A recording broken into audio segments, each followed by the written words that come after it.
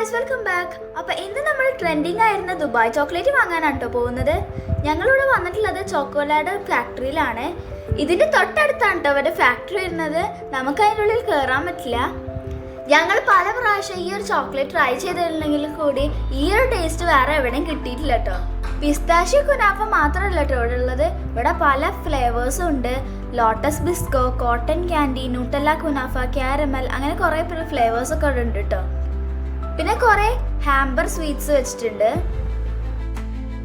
ഈ പറഞ്ഞ ഫ്ലേവേഴ്സിനൊക്കെ ചെറിയ ചെറിയ മിനി വേർഷൻസ് വരുന്നുണ്ട് കേട്ടോ ഇവിടെ.